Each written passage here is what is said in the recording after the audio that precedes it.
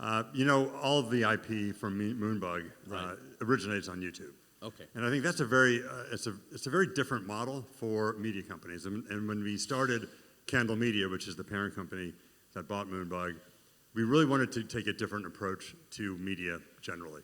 And we always thought social media storytelling should be a central part of storytelling. And YouTube is the most fertile area to get professionally produced IP in the social sphere. And we found CoComelon 5 years ago. It was developed by a South Korean couple, actually, in Los Angeles, just south of Los Angeles. It was already a pretty big property, about 60 million subscribers, and millions of views a month. Now we've grown it to 200 million subscribers. And in January of this year, we had 10 billion views across CoComelon and the rest of our properties at Moonbug.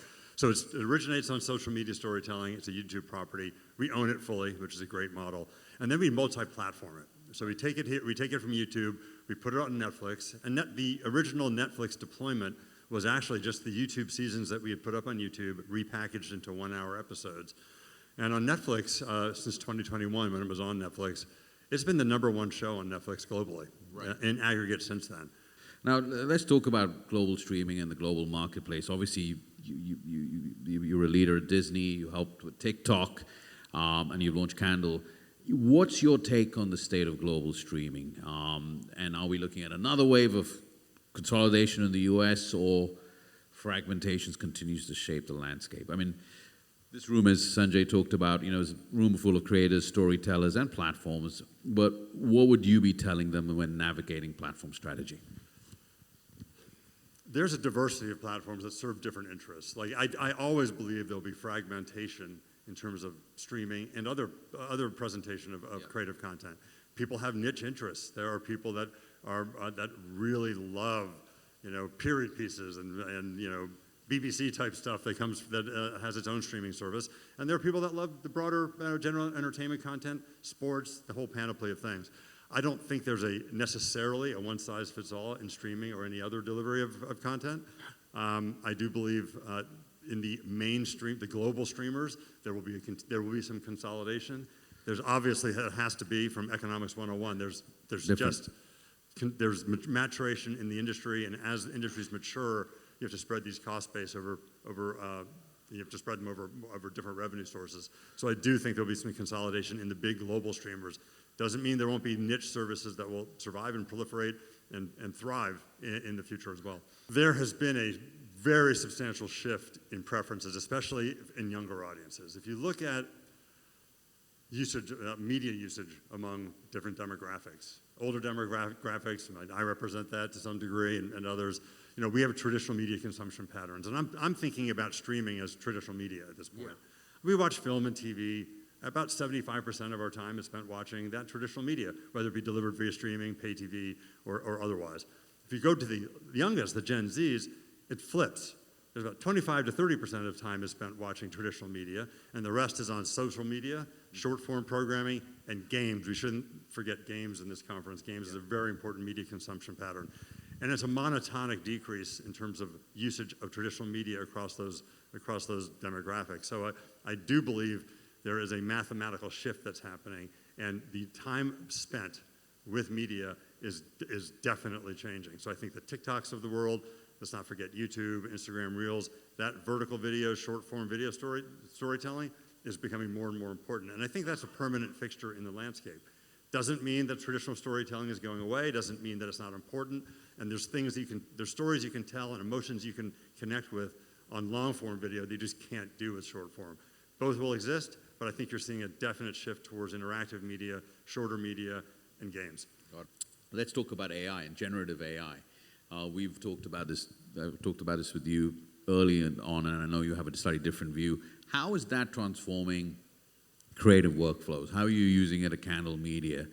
And do you see it impacting storytelling in a sort of scalable way for kids and different things? Or, how do you see the use case for you? Well, like you've heard yesterday and today, I think I firmly believe it's a tool. It's a tool in your toolkit, just like CGI has become a tool that everyone uses in production. Just like video game engines are now used actually in the production of long-form video. When we launched Disney Plus, the Epic game engine was used to create The Mandalorian, which is a beautiful scripted series. So I do think it's going to fit in just as another tool. It is different than the others. It creates a lot of efficiency.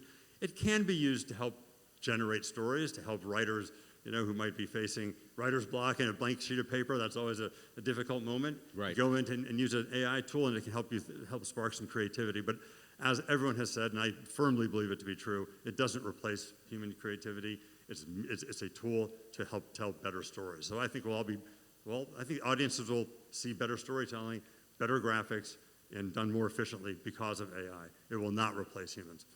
There's so much change in the global sports landscape, both from teams and rights, but also the platforms. And I know you have another business with Smash Capital that also invests in this business. But tell us a little bit where you see the sports business going. Very broad, high-level question, but. Well, sports is one of those categories where it's linear by nature.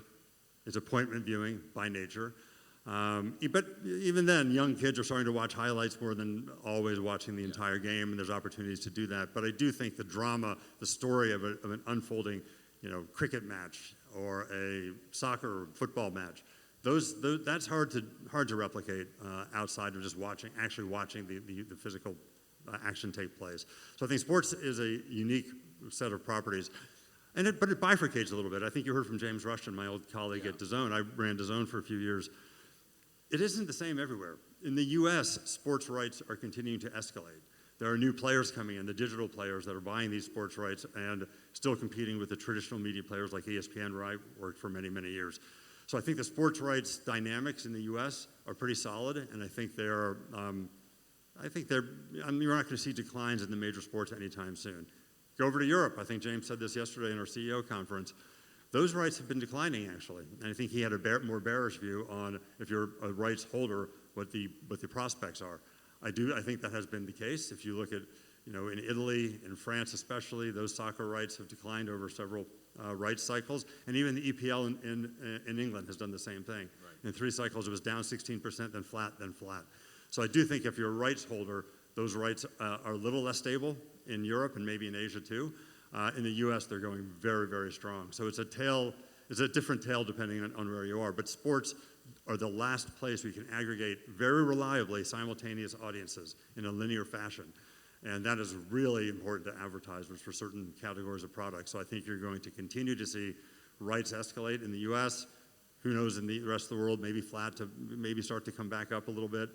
Advertisers love it, and that's why Netflix has done such a good job with it. That's why Amazon has done a good job with it, and that's why ESPN is going to continue to flourish in the US.